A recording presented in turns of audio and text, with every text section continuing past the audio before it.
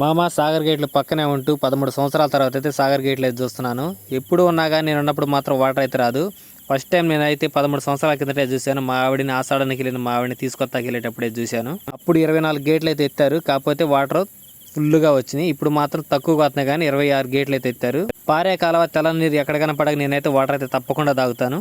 ఈ చేప గురించి మీకు చాలా సార్లు చెప్పుంటాను. దీని పేరు వచ్చేపాటికి చుక్క కొరక, పాంప్లెట్ అంటారు. 300 పడిద్ది.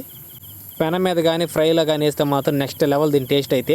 ఆ విషయం పక్కన పెడితే అసలు విషయం ఏంటంటే పోయిన వారం అయితే సాగర్ అయితే వెళ్ళాము. సాగర్ వెళ్ళేటప్పుడు తాళపల్లి నుంచి అయితే సాగర్లోకి డైరెక్ట్గా అయితే వెళ్తాము. వెళ్ళేటప్పుడు ఆ దారిలో ఉన్న కొన్ని ప్లేసెస్ గురించి అలాగే కొన్ని స్టోరీస్ ఉన్నాయి. అదైతే నేను ఫుల్ వీడియోలో అయితే చెప్పాను.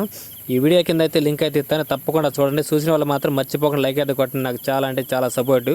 అభిమానించే మత్స్యకారులు మత్స్యాలకు మాత్రం డ్యామోదిలో 3 రోజులు మాత్రం పెద్ద పెద్ద చేపలు దొరుకుతాయి. పైనుంచి దూకినప్పుడు తలకాయల బాలు కొట్టుకుని స్లోగోలిపోతాయి. ఫుల్ వీడియో చూస్తే మాత్రం మర్చిపోతూ లైక్ అండ్ సబ్స్క్రైబ్ ఉంటా మరి.